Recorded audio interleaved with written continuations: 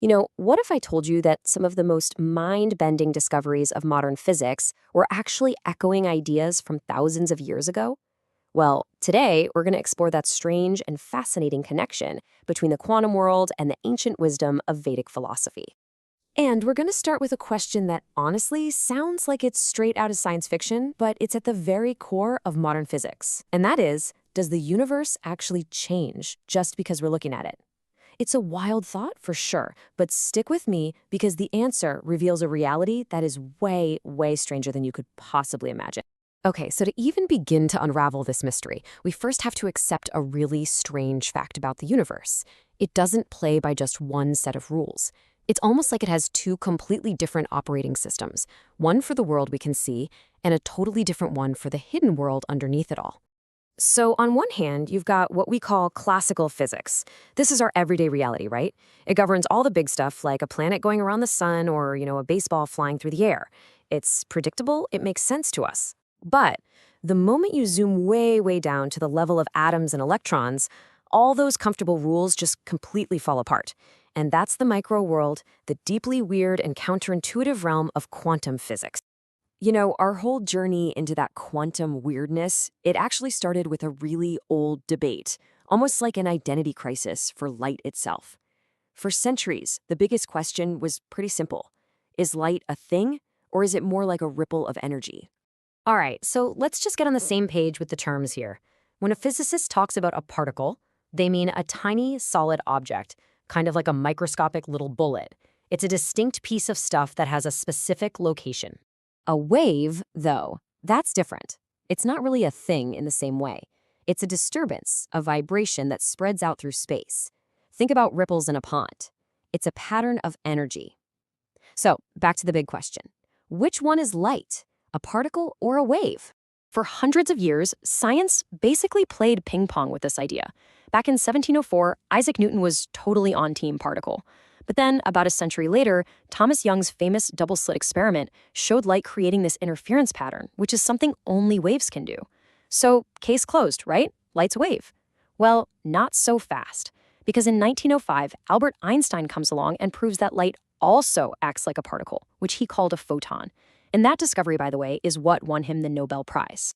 So the answer wasn't A or B, it was both. Somehow, light is a particle and a wave at the exact same time.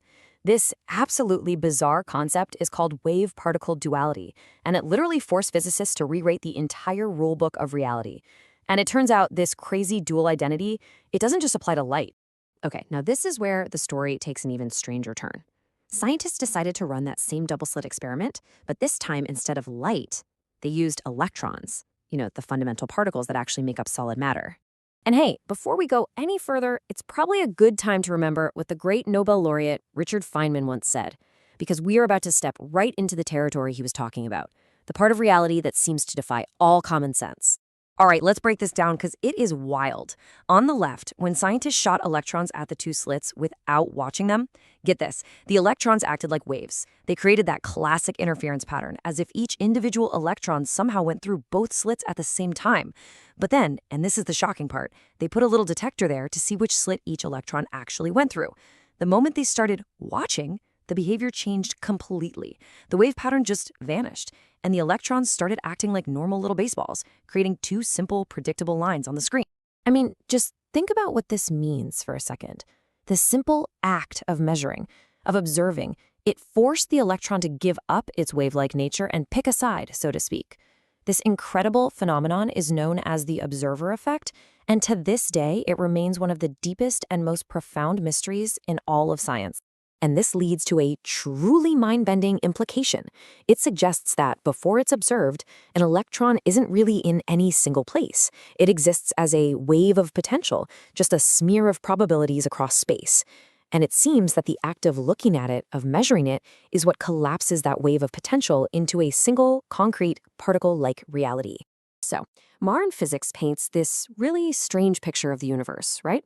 A fundamental field of energy waves that only solidifies into the reality we know when it's observed. Now, here's where things get really fascinating. What if this cutting-edge 20th century discovery isn't new at all? What if it's actually an echo of a very, very ancient idea?